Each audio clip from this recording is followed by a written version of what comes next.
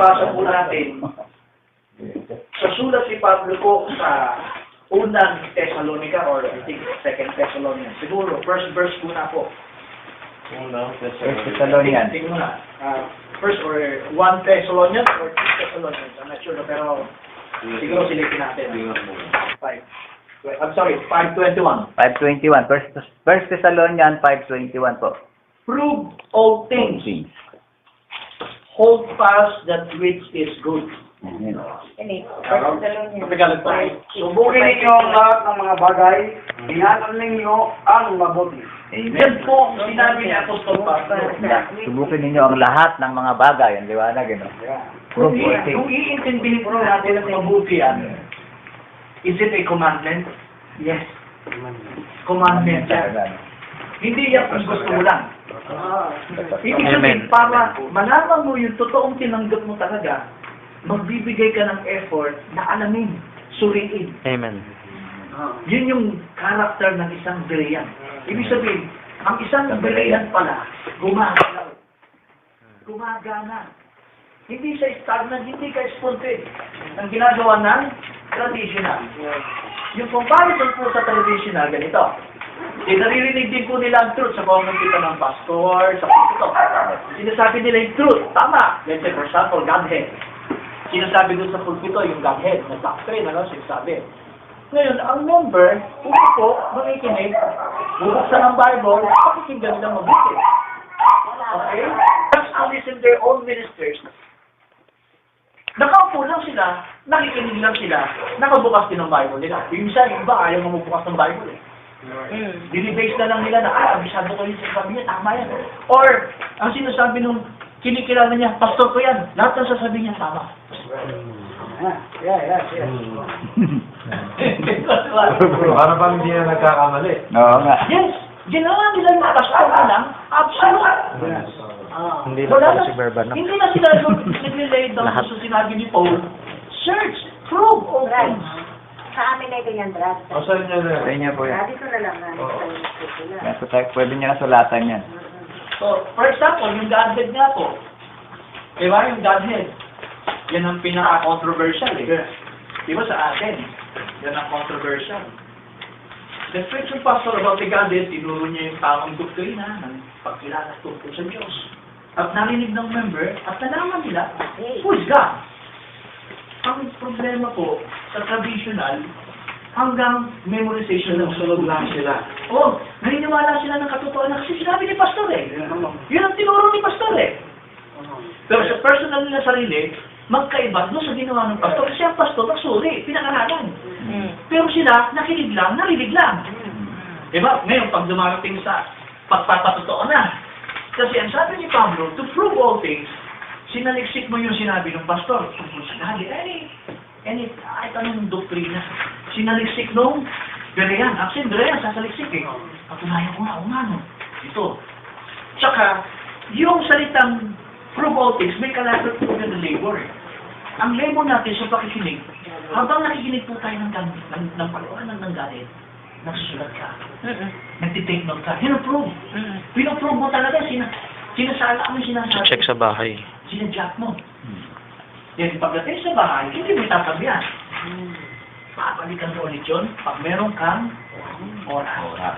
Vacant time. Ibig sabihin, ang isang Berean po, tinatanggal po niya, binabawasan niya yung vacant time. Dahil, diba, hindi naman lahat ng oras, nagtatrabaho tayo. Hindi lahat ng oras ginagawa natin sa buong bahay. May oras talaga, lahat ng walang ginagawa. Yun yung vacant time. Doon sa panahon ng vacant time, doon po natin re-redesign. What? Saan ka mabuti? Check. Ito yung Bible. Ito yung take note. Habang pinag-aralan mo yung take note, tinitingnan mo sa Bible. Tama nga. Right? And then, ang Diyos ay kikilos sa puso natin. I-reveal niya yung katotohanan. Nalaman mo yung truth kasi talagang sinuri mo. Kaya paglabas sa labas, magte-testify tayo, magko-confess tayo, tiyak yung sasabihin mo kasi bukod sa narinig mo sa sinabi ng mga ngaral, napatunayan mo pa sa sarili mo dahil pinag-aaral mo. Kaya ang isang Berean mo, ang isang Berean, kapag naka-encounter ng ibang aral tungkol sa doktrina ng Godhead, kaya niyang harapin. Ang traditional, ganito po. Ito, na-experience ng karamihan eh. Naka-encounter, ba tayo, naka-encounter, kahit member sa member. Member ng atin at saka Trinitarian. Nagkaroon ng harapan. Sharing. Sharing. Eh dahil hindi nga po siya, pero yan, dahil sanay lang siyang nakaupo, spoon feed. Eh di wala siya ngayon sasagot. Ang alam niya lang yung gano'n, narinig niya. Sabi ng pastor. Eh, yung kaharap niya, mas magaling sa Bible, mas kabisado. Yun. Pero mali, yung aral niya na. Ah. Mas talo siya. Kaya nga. Maganda maipit eh. Ano sasabihin? Hintahan ko muna si Pastor. Tatanungin. Siguro, ang pinakamaganda ko, dahil ko na lang bugay sa pastor namin. Oo. Wala kang alam eh. Kasi po, ang pastor lang po namin nagpapaliwanag eh. See? Oo. Yun ang traditional. Yung traditional. Yung po ang bunga ng umupo lang. Every Sunday pupunta sa INK. church. Pag umupo, makikinig. Buti nga sana kung nagtitake note pa. Di pag-asa kayo nagtitake note eh. Makinig ka lahat ng ng aral. Yes. Trinitarian siya, oneness siya, Tama. ano siya. Pakinggan mo para kung ano yung aral next. Oo. Eh, halimbawa yung aral mo, yung aral niya, ganun. Magkaiba. Magkaiba. Magkaiba. Ngayon, saan ba ang tama? May Tama, comparison ka. ano mo dyan, Trinitarian. Comparison. May comparison. O oneness. Ngayon, ang ano mo, one God. Makukorek mo ngayon yung mali, no? Yung makulan. Yun ang Pati makulang panood ng television. madadagdagan. Kamukha nung minsan, nung linggo, napanood ko yung si Eddie Villanueva. Ang gulo ng display niya. Magulo. Display niya yung Jesus Christ, Diyos. Pagkatapos, sabihin niya, basahin niya John 3:16. Ang gulo. Di ba? Oo. Babasahin niya yun. Explican niya yung pagkatapos Jesus Christ, Diyos. Magulo. Ayun, ibig ko sabihin, doon natin makumpara yung mga aral natin. Kaya kung hindi mo alam ang aral natin, nakikinig ka lang. Ang kaya tama yung sabi ni Brother Lito, na pinag-aralan mo, alam mo, ikumpara mo. Eh kung nakikinig ka lang, hindi mo alam. Pagdating sa bahay, lagay mo lang dyan ang Bible. Pagkatapos, sinugaling ko. Malalaman mo na eh. Yan, ibig ko sabihin, yan ang ano yan. Oo. Hindi yan limitado sa ministro. Lahat yan. Lahat ng anak ng Diyos. Hindi po exclusive lang ang Pwede rin kayong mag-share, lalo sa willing. At saka ito po, ito, reality po ito. Sa end time message, sa mga ibang nakapupuntahan po namin, medyo hindi po kayo sanay ng Umiikot. nakakarating po sa iba po, ano?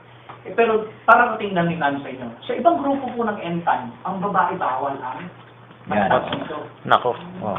Talagang nakatali po sa kanila. Tahimik Sa na. ganyo. Ang babae sa kanila nakatali lang sa sulok ng simbahan. Walang At nilalagyan pa ng Eh, bukas. basta ako eh. Bawal sila magsalita. It's a sword.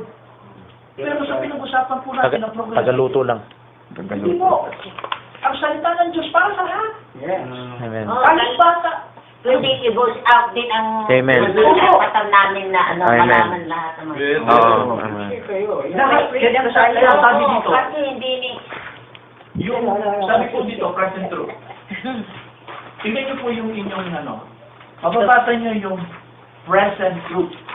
Diba? Present truth. Nandun din sa objective area, community. Magka-community yung babae. Ngayon kasi madalas ang mga kapatid. May present truth po dyan. Oo. Mga kapatid na babae.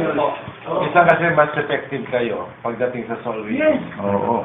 Mas mahusay ang babae. Malalambutan na yan. Ano yan, minsan ang boss namin matigas. Akala nila, hindi talaga ang babae kasi Ay, dito sa yung progressive ministry. Opo. Open fellowship. Sa progressive po. Listen, subjectively compared, proof content, honestly without full debate. Saan po niyo binabasa sa likod doon? Iba sa iba. Oo. Oo. Oo. Pag-fellowship ka sa kanila. Kung ano yung sabihin nila, absorb mo. Kung hindi tama, yan mo, pero Katunayan. share mo rin yun sa'yo. Oo. Walang debate. Tama. Kung halimbawa, may sinabi siya na hindi mo nagustuhan. Oo. Okay lang. Okay lang. At kasi alam naman natin kalagayan po nila. Maliban lang yung sa hindi natin abot. Meron kasi bagay sinasabi nila hindi natin. Atin tayo. Meron tayong mga naka-encounter na may hawak din ng Bible sa denomination, kaibigan natin. May sinasabi sila, hindi natin alam. Diba? Dahil mga saksi niyo ba? Meron ka rin matututunan. Amen, amen, amen. Amen. Marami rin. Nagbibigay ka na ng mapatch, tinuko ko. Oo. Binabasa ko rin. Oo. Tayo, pag Kasi dito- nagkapunto na tayo, mag-set up tayo ng ano. Kasi hindi yung kahit Solving ang it. biligan, Oo. hindi pwedeng... Pag nagpunto na tayo, mahal na tayo. Ay, wala natin puntahan yung mga galing sa atin. Oo. Acts 2:16, verse 16 hanggang 18. Acts 2. Acts chapter 2, verse 16 to 18. To 18. Okay, sige. Okay ka na? Sis? Acts 2. 18. Acts 2:16 hanggang 18. Ang sinalita na sa pamamagitan ng propeta Joel. Ang mangyayari sa mga huling araw, sabi ng Diyos, na ibubuhos ko ang aking espiritu sa lahat ng laman. At ang inyong mga anak na lalaki at babae ay manghuhula. At ang inyong mga binata at mga kapitan ng mga pangitain, ang inyong mga matatanda ay magpapagingit ng mga panaginip. Oo, sa aking mga lingkod na lalaki at sa aking mga lingkod na babae. Sa mga araw na iyon, ibubuhos ko ang aking espiritu at Liwanag mo magmumula kasi sila. babae. Walang pinipili. Lahat. Lahat, pwede rin kayo. Amen. Pwede rin kayo mag-share. Kahit mga bata. Kaya nga, ang sa akin Eh, ba't naman, sa atin naman eh, hinihiwalay ang bata? Tayo nilang ano. Yun po yung Yan, traditional yun ang- ministry. Progressive po sa... Sa atin, progressive. Kasi traditional yan. Ang bata madali makakasiat ng ano. Tama eh. talaga, oo. Kasi po yung sa loob ng church natin, ang tunay na assembly po natin sa loob ng church, hindi po ito formal na formal. Hindi po formal na, ang original po hindi formal. Ang original nito, hindi ginagawa natin Bahay. ngayon. Gawain Ang pulpito po wala ay- yung mga apostol ganito. Hindi po. Ang tunay na gawain po ganito, pero hindi namin sinasabing mali ang assembly na merong Pulpito. araw ng linggo, hindi po. Meron nun. Meron din ganon. Pero ang tunay po is bukas. House to house. Itong ginagawa natin. Kasi dito sa ginagawa natin, ito po ang tunay na fellowship. Ito po yung tunay na pagsamba. Kasi ang tunay na pagsamba, dapat hindi lang pastor ang nagsasalita. Oo, Hindi kita siya ang nagko-confess. Lahat. Kung bawat isa sa atin, ano, nagpapaliwanag ka, yun ang tunay na fellowship. Kasi, ganito po, itong ginagawa natin. Ito po ang tunay, ito yung mataas na pagpapahalaga po sa salita ng Diyos. Kasi may nababa yung mga nauna sa atin na sabihin natin, yung Catholic, no? Sila tunay na una dyan eh. Na ginawang format ang church. Kasi dress na, di ba? Ritual. Naging ritual. Hindi ko sinasabing hindi tayo magayos. Hindi ko sinasabing hindi tayo magayos, no? Pero, ginawang ritual po, ginawang formal. Yun na nga eh, wala nang, ang pastor lang nagsasalita, ang audit, hindi gusto magsalita para sa pastusan na ang labas niyan eh. Oo. Yun po yung kasi ginawang formal. Yun na nga eh, gusto ko magsalita, kung nasalita si Pastor Elvera, gusto ko yung... Asawa ko naman, binabantayan din. Talagang nakabanta yun. Yun At ang- tinitignan natin sa kanilang pagpupo kung sila'y nakikinig, kung sila'y nagbabasa, kung sila'y nagsusulat. Kasi, ang traditional, pagdating po sa church, ito hindi naman po tayo ano. Oo. Pagpasok sa church, sama-sama pamilya, sa loob ng sasakyan. Pagbaba ng sasakyan, pagpasok sa church, kanya-kanya kung saan gustong uupo. Oo. Kung saan gusto ko, nandun yung anak, nandun yung isang anak, nandun yung asawa, nandun yung... Mahiwalay. Mahiwalay po. Bakit nangyayari yung ganon? Traditional. Hindi tinuturo ng Ah, pastor. Wala kasi Oo. patay ng pastor. Wala. Hindi tinuturo ng pastor. Yung po makikita. Kaya nga, kaya nga yan po, yung mga, sabi ko na, yung mga pamilya ko noon, wala. Ano na sila kayo, yung mga malalaki na, yung asawa na, kaya hindi mo na mabalik. Hindi mo na mabalik dati. Pasingit konti Hindi ko sisihin yung pastor kung di pa niya naintindihan. Pero importante huwag siya magsara. Kung merong gusto mag-share sa kanya na makakatulong sa kanya, dapat hindi siya magsara. Pero kung nagsara siya, doon ang malaking kasalanan. Yung hindi niya alam, pwede pa siya patawarin doon kung bukas siya Kasi pwede pa siya ituwid ng Diyos. Yan. Pero kung hindi tatanggapin, Tatapusin ko na lang po para makapagsalita din po iba. So, sa church po, pagpasok ng family, may ginagawa po tayo sa loob ng church. Ang ginagawa natin magulang, dapat po lahat ng membro ng family, na may family, no, may kanya-kanyang Bible. Amen.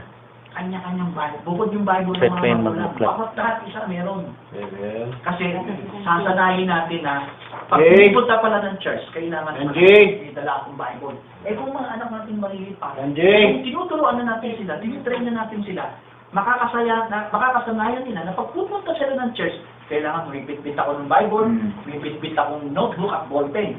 Kasi bakit? Eh tiyak pag upo doon sa church, hahanapan ako ni Papa, hahanapan ako ni Mama. Kung nagbubukas ako ng Bible, kung nagsusulat ako. Tama. Masanay sila. Kasi kung hindi po ginawa ng pamilya natin yan, ang ganda ng mensahe ni Pastor, ang ganda ng fellowship. Pero pag uwi sa bahay, wala, blanco. Walang pag-uusapan sa bahay. Oh, then, Walang pag-uusapan. Galing ng church, pagdating sa bahay, galing ng Sunday, wala. walang pag-uusapang sharing. Ano gagawin? Kaysa yung TV. Ah. May pera dahil mayaman, punta sa mall. Nako. Wala masama kumain, ha? Pero ano gagawin? Leisure. Sunday yan. Supposed to be dapat fellowship ng family. Kasi yun na nagkakasama-sama eh. So, yung traditional po talaga ay malaki ang kakaiba when it comes to salvation. Kaya, minamali nila yung ibig sabihin, yung denotation ng ng Bereans eh. Hindi nila alam ang Bereans. It's character. Hindi po doktrina. Ugali ng isang tunay na anak ng Diyos Amen. na nakitaan nito sa lugar ng mga taga-Berea.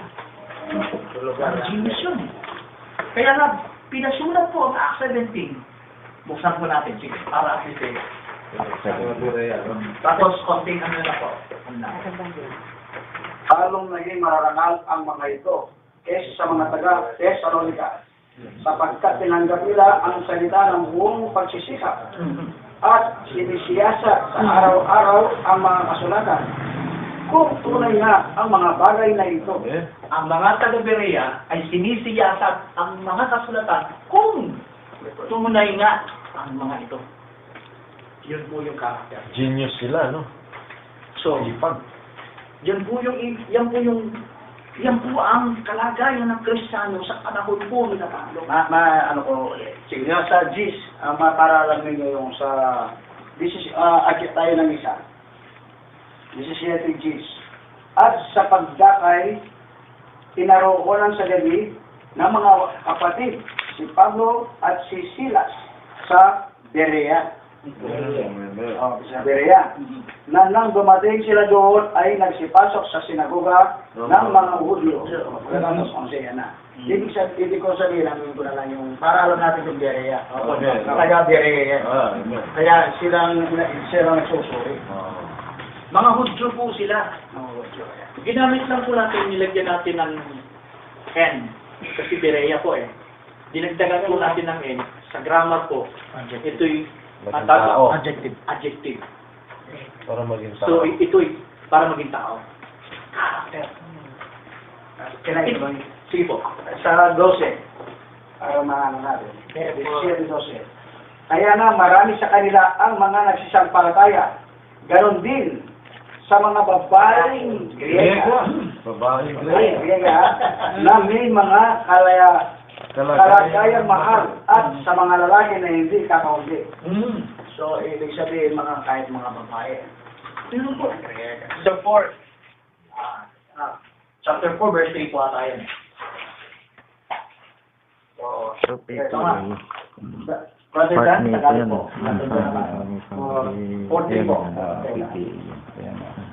Puri naman sa iyo, dapat na kasama sa pagtulong na iyong tulungan ang mga babaeng ito, sapagkat sila'y nangapaggal na kasama ko sa Ebanghelyo at kasama rin naman ni Clemente at ng ibang ating mga kamag-agawa na ang kanilang pangalan ay nangasa aklat ng buhay. Iyak na eh. Ang mga nagagamit po, mga babae, mga palalaki, ang mga babae sinabi ni Pablo, tiniyak pa na ang kanilang pangalan, nasa aklat ng buhay. Tiyak po dito, sila'y kasama kong nagpapagal sa Ebanghelyo. Yung sinasabi po ni Pablo dyan, hindi po yung sinasabi ng ilan eh. Hindi, ang mga babae dapat ng tagal nito. Oh? Tagal lang? Gano'n naman. Kaya mo yan, ha? Nagagawa pa ng katangian ng ating mga sisters. Nature nila yun eh, bilang isang ina. Pero, meron din silang part sa gospel. Iba po yun. Ang dating sa gospel, walang pinipili. Babae, lalaki. Babae, you have to confess Jesus Christ. Paano may confess si Christ? Pangalan? No. Ibig sabihin ng confession kay Kristo, yung sinabi niya, yung tinuro niya, kautosan niya, pinapahagi mo. Hindi yan confession in the name of Jesus. Ay, No. yeah. Ibig sabihin, katauhan, kalagayan ni Kristo, sa harapan ng Diyos, sa harapan ng Iglesia, kung ano yung sinasabi niya. Pinapatutuhanan natin. At hindi ito pastor lang. Hindi ito mga lalaki lang. Last verse, para sa babae. I think Romans 1:20. Our sister, which is a servant of the church, which is Sincere. sincere, that you receive her in the Lord as becometh saint, and that you assess her in whatsoever business she has need of you. For she has been a sufferer of many and of myself also. Sagot siya ng 3. Great Priscilla and Aquila, my helpers in Christ. Babae. Magkasawang mo yan. Babae. Priscilla at Aquila. Hindi lang pili. Kasama yung babae. Eventually, Sa ministry, ang mag-asawa, ang tawag po namin dyan LCM, hindi lang young people, ano? Kahit mga adults na mag-asawa, LCM po yan, love, courtship, marriage. Sa Biblia po, ang mag-asawa, nasa ministry mo. dito sa tradisyon? Ang proof natin, pati babae. mababaw. Ito ba, may question lang dito. Kalaitan po. Sister, Tagalog po sa inyo. Para makawasa ng Facebook. Ito dito. Marami po. Kulang to. Kasi naniligaw pa lang Lagi kong naririnig. Meron pa yung mag-asawa. Mga katulong ni Jesus Christ, mga babae. Ang kanya pong laging, ang kanya laging Kailan mag-recommendation tayo regularly? pinapaliwanag. Tinawag ka ba? Matrain kayong dalawa niyo. Yun po ang question dito. Kasi dito, parang tinawag ka, parang ito pwede, di ba? Pero ang lagi ko narinig, tinawag ka ba? Yan ang, para magkaroon ka ng karapatan ng mga araw. Tinawag ka ba? Kapag hindi ka tinawag, magkaraw. Okay, pasabihin. Yan. So ano po dito yung, Okay, don't you know? ano po dito? Sundin lang po natin ang diretso po, no? Lahat po tayo tinawag. Lahat po tinawag. Tama yun. Ano yung ebidensya? Kasi yun ang ating narinig lagi, di ba Brad? Okay. Kapag Parang wala kang... tinawag ka ba na mga araw sa... Kasi pagka sinabi niya rin sa'yo, makakaramdam ka nga yung Hindi ka karapat dapat. oo, parang na-humiliate ka. Feeling of humiliation na parang nababa ka. Yun nga, ang kwan dito, kasi minsan parang umurong yung Tama. pagsisikap. Yung Dahil nga, intensity parang mo. minsan naramdaman, Yes. tinawag ba? Right. Tama yun. Question ka na, mismo ang nangangaral. Nawawala yung intensity Kung hindi mo. ka tinawag, hindi ka dapat tumayo sa pulpit. Ganun po. Kasi po, ito, karamihan naman ng pastor sinasabi yan eh. Kahit sa iba. Ito yung nga sinasabi natin na mali po, no? Yung sinasabi natin mali kasi na-prove natin. Traditional ministry. Kaya danger yan sa iglesia po. Kasi hindi nila pinapakita yung ibig sabihin ng tinawag ng Diyos. Ang tinawag po ng Diyos, ang Diyos, hindi po yung, basta tinawag niya, nilagay ka rito, ginawa kitang, ikaw ay isang apostol, tinawag kita isang lista o ano man sa Bible, o tinawag kita para maligtas ka. Di ba ganyan? Pero paliwanag ng baptist yan eh. Paliwanag ng ibang denomination. Okay, ano yun sa Diyos? Ang pagpili ng Diyos sa atin, lahat gusto ng Diyos, pinipili niya. Lahat binubuksan ng Diyos ang chance na magamit siya. Sino mang may willingness. Amen. Ang tinawag ng Diyos na may vindication ay may willingness. to be a bishop. Desire mo. Tinawag ka ng Diyos, tinatawag ka ng Diyos para ikaw ay maging servant. Ang servant hindi lang pastor po. Ang servant ng iglesia. Maraming bishop. Ang loob ng iglesia, ang nasa loob ng iglesia, Pero ang as servant, much as hindi po possible, pastor lang. overseer, lahat Ang magbantayan sa isa't iglesia isa. po, ang buong iglesia ay servant. Kahit sino ka, basta nasa loob ka ng church, obligado ka na ikaw ay magamit ni Kristo, magamit ng Diyos. Sa iyong pagpapasya at pagpili ng Diyos sa iyo. Kahit bata po, pwedeng piliin ng Diyos, magamit na. mag-share sa loob ng isang tahanan. Bata po yan. Yung ba tinawag? Tinawag kasi yung bata sumunod, nagkusa. Maaaring sa umpisa, di ba, Brother Francis, hindi kasi ganon. Pero tatanggapin ng Diyos yung gawain kasi sinunod pa rin niya yung magulang niya eh. Sabi ng tatay, sabi ng nanay, nak, punta ka dun sa sa isang bahay dun. PTA na Bible studyhan sila. Sa puso ng bata, medyo makumani. Nakakatakot doon, di ba? Pero dahil sumunod siya, sinunod yung magulang niya. Yung dalawa niyang Bible study, i-vindicate ng Diyos yun. At doon sa oras na yun, pwede ang bata ma-ignite, pumingit, kasi habang nasasalita siya, na-e-excite siya ng paliwanag. Yun. At kung ano man yung worldliness niya, unti-unting bababa yun. Dahil merong pinagkukunan ng lakas ng pagtuturo ng salita ng Diyos. Kaya ibibintigay pa rin ng Diyos. Ang tanong tinawag na yun. Tinawag! Si Evangelist, Philip the Evangelist, isang beses lang nagamit ng Diyos sa Biblia. Sa pag-evangelist. Pagkatapos wala na. Iba naman. Deacon siya. Di ko yun. Sino si? Philip.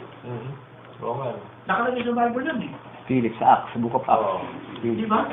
So, lahat po tayo sa iglesia ay pwede mag-amit. Tama.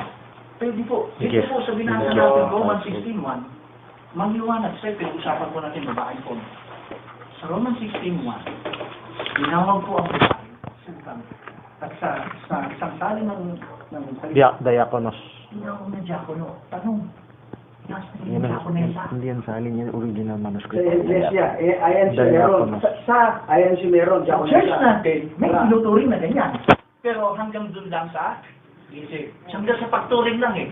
Pero wala talagang Kasi ayaw na. Hindi ko ning malalim. Kaya kasi mga babae raw sa tabi mo sa tabi. Yung nga. Yan ang minaaral eh. Oh, remain silent. Ano silent din po? Ganito. Nagiging chismosa kasi sila kasi wala silang trabaho. Yes! Takis! Wala silang Ay, oo, nagiging Wala silang ginagawa. Ang gagawin nila, gagawa sila ng gusto nila. Kasi ang nararamdaman ko, Pastor, sa doon, hindi naman sa niyo, parang si Sa po ng Panginoon, ang servant, hindi lang po pastor, kundi dinidiin na natin kahit babae, kahit bata. Ephesians Lahat po. Ephesians po. 4. Ephesians chapter 4. Okay. Susunod po para i-take note po namin yung mga verses, yung mga sinasabi po natin para ako nagre-record na lang. Sunod po. Kopyahin ko na lang. Sa Ephesians 4 verse 7. Pastor at ang iba'y propeta, ang iba'y evangelista, at ang iba'y pastor at guro. Kapel po. Ginawa niya ito upang ihanda sa paglilingkod ang lahat ng hirang na ikauunlad ng kanyang iglesia. So, paliwanag po yung gifts. Okay. So, yung gifts, binanggit po 4:11 dyan, na. Bible, ministry, apostle, prophets, Bible, pastors, and teachers. Ngayon, ito po, ang gamit dito, it's exclusive for only men. Diba, sabing gano'n? Saan ba natin mababasa yun, men? Sa verse 8. Hindi natin nabasa yung verse 8, ano? Basahin natin. Brother, Sabi niya, nang umakyat siya sa itaas ay dinala niyang bihag, ang pagkabihag ay nagbigay ng mga kaloob sa mga tao. so, ito, sinasabi nilang word sa English, men. Silipin nyo sa English Bible. Ang nakalagay dyan is men. Kaya ang sabi nila, yung kaloob ng fivefold ministry, yung kaloob ng bigay sa 4-7, para lang yan sa mga lalaki. Kasi men. Pero maliwanag, brother, sa binasa mo lang sa Tagalog. Anong sabi? Yung men ay Tao. tao. Hindi lang Mankind. Isa pang ebidensya, pagpili po natin sa Berean, ano? Dahil sinusulit po natin, ano? Bitikuloso po tayo. Paano natin patutunayan na yung ibig sabihin ng men is mankind? Hindi exclusive men. Nasa verse 7 po ang sagot. Ang sabi, ulitin natin, ano? Ako na Gifts. pababasa. But unto everyone. Amen. Yung salitang everyone, hindi na po pinipili. Amen. Wala na po yung salitang Even the pagpili. Spirit, Basag na po measure yun. of the Spirit of Christ. So, ibig sabihin, ito na po yung bagay na maaaring ngayon na po natin maririnig. Ang kaloob po ng fivefold ay para sa lahat. Oo, pangkalahatan. Kalahat. Pwede kang magamit na apostol kahit babae ka. Pwede kang magamit sa pastor kahit babae ka. Sa iba naturo, ano? Yung ginagawa ng pastor, shepherd din yun eh. Yun. Hindi ba ang isang babae na nagawa mag-shepherd? Kakaya. Mas magaling ang babae mag-shepherd. Bahay. Bakit? May karanasan sila bilang ina. Kaya, Oo, ano? Dahil ang ibig sabihin ng shepherd, not necessarily shepherd, pastor, it's deep sa word. Dahil hindi ko sinasabing, hindi, mali ano, na Mag-lead. hindi kailangan. Ang isang shepherd, sobrang lalim. Tama. Ang Oo, pinakamalalim ang sa pastor, kaloob niya ay ang ito, kanya yung katuparan ng training. pagiging pastor or pag-aalaga. Shepherding. Shepherding. May puso siyang mapag-alaga, mapagkalinga, mapagmahal. Yun ang tunay na pastor. Yun si Kristo eh. Yung walang kinikilingan. Hindi ba ang ina ganyan? naman. So, yung kaloob ng ito, hindi lang sa lalaki. Although, yun ay may lalaki, siyempre panganay. Tama yun, hindi naman pwede ang babae pastora sa church. Oo. Hindi ko sinasabing ganon. Pero ang pastor pa rin natin lalaki sa church. Hindi pwede headship dyan babae. Kung katulad ng ginagawa ng denomination. Pero ang pinag-usapan natin, Kasama. kahit may pastor tayo, ang lahat ng kaloob dapat ini-enjoy sa church. Kasi ang sa amin, manahimik daw. Yun na. That is revelation versus Traditional. Saan tayo sa salvation na yan? Sa? Progressive, hindi traditional.